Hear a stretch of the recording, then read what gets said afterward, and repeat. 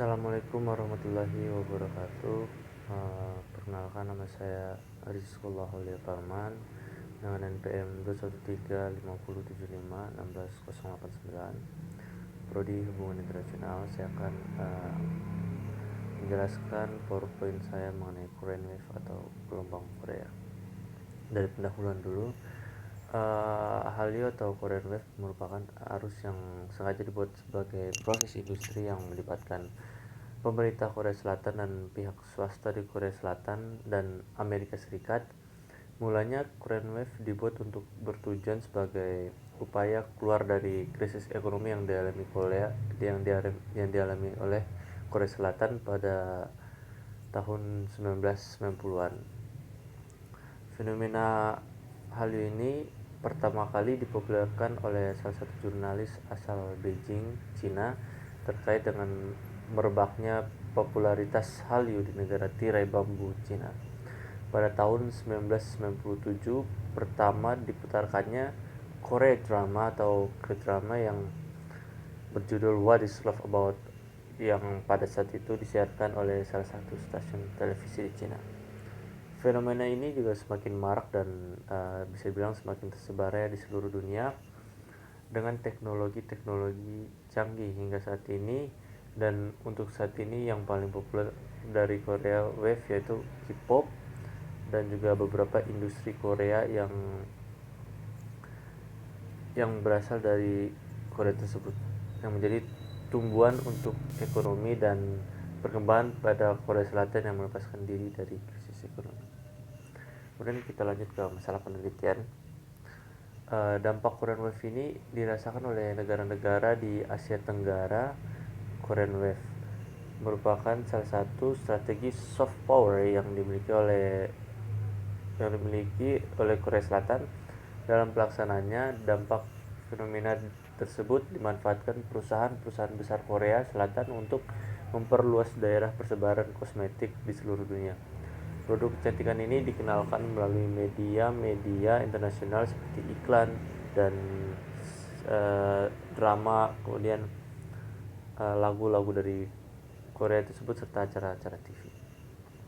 Oke, pertanyaan penelitian. Apakah ada peran yang melibatkan pemerintah dengan fenomena ini, dan bagaimana peran pemerintah dalam fenomena Korean Wave? Kemudian kita lanjut ke studi pustaka ya. Oke, teori pada pembahasan di atas saya memakai pada teori postmodernisme atau postmodern.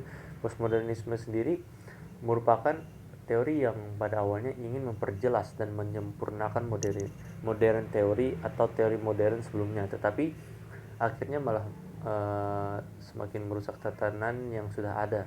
Postmodern hadir dengan paradigma bahwa sesuatu harus clear, jelas, termasuk hal-hal yang sebenarnya tidak perlu diperjelas.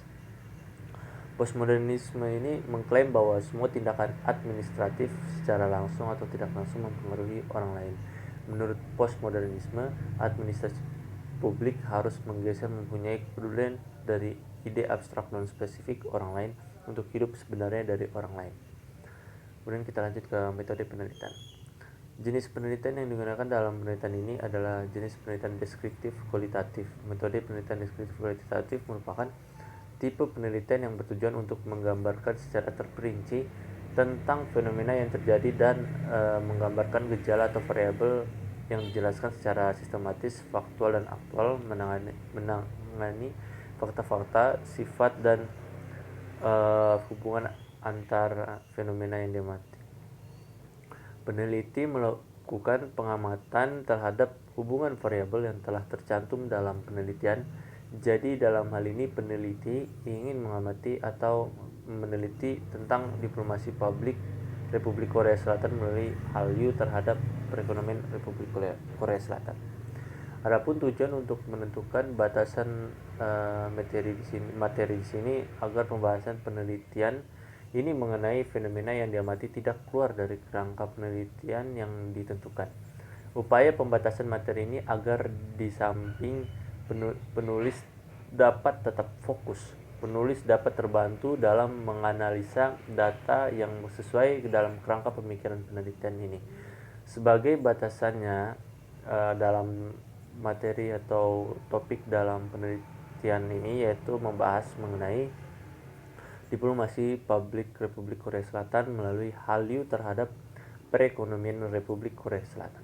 Dalam bidang ekonomi, penulis membaginya menjadi dua, mikro dan makro. Pada perekonomian tingkat makro, penulis membahas mengenai peningkatan jumlah pemasukan negara dari ekspor budaya di Republik Korea Selatan yang diakibatkan perkembangan Hallyu atau Korean Wave. Di sektor mikro, penulis membahas artis-artis naungan SM Entertainment serta SM Entertainment sendiri yang mendapatkan keuntungan besar dari Hallyu atau Korean Wave. Berdasarkan penelitian ini, penulis menggunakan studi pustaka dalam teks. Oke, kita lanjut ke kesimpulannya. Dari hasil penelitian di atas, saya dapat menarik kesimpulan yaitu globalisasi budaya pop Korea atau yang bisa dibilang lebih dikenal dengan sebutan kata Korean Wave atau Hallyu ini berhasil mempengaruhi kehidupan masyarakat dunia, khususnya remaja-remaja di seluruh dunia. Korean Wave telah menjadi suatu hal yang paling disenangi remaja-remaja saat ini, entah itu dalam bentuk hal fashion, gaya hidup, musik, ataupun drama dan film-film dari Korea Selatan. Penyebaran pada budaya K-pop atau Korean pop telah mengekspor berhasilnya negara tersebut dalam mengekspor hasil industri remaja di seluruh dunia.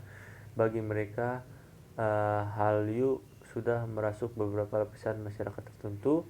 Adalah ada tindaknya manfaat dari budaya pop Korea ini. Fenomena merebaknya Hallyu yang terjadi di Indonesia bisa jadi merupakan terhadap budaya Korea memang semakin tren. Hallyu atau Korean Wave adalah kata rujukan yang mengarah pada fenomena Korean Wave fever, demam Korea yang sudah melanda di sini. Sekian PowerPoint dari saya. Mohon maaf jika ada salah kata, dan juga siapapun yang ingin bertanya silahkan tanya di kolom komentar di bawah. Terima kasih. Wassalamualaikum warahmatullahi wabarakatuh.